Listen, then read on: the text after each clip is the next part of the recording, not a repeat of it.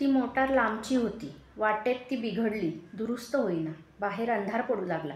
आकाशातील तारे लुकलुकू लागले. लहान मुले कंटाळून रडू लागली. मोटारीत कुटुंबवत्सल माणसे होती. रात्री कुठे जाणार? गार वारा होता. जवळच्या शेतातून कोल्हे ओरडत होते. मुले मातांना घट्ट बिलगत होती. लहानगा धीट रमेश मात्र ड्रायव्हरला म्हणाला, पोपो वाजव म्हणजे कोल्हे भिवून पळून जातील. तिकडून एक वृद्ध मुसलमान आला. तो उंच होता. त्याच्या हातात काठी होती. जवळच्या खेड्यातील तो होता. लहान होते ते खेडे. 20-25 घरांची वस्ती होती. तो मुसलमान तेथील पुढारी होता. पूर्वीचे खानदानी घराणे. परंतु आता त्याला गरिबी आली होती.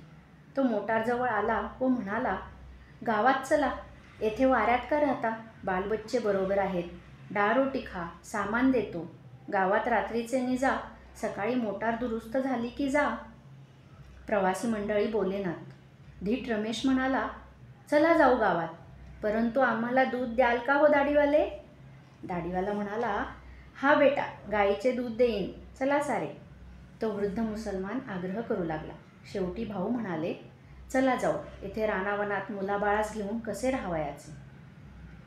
ती मंडळी गावात आली. त्यांना रसोईचे सामान देण्यात आले. मुलांना दूध मिळाले. सर्वांची जेवणे झाली.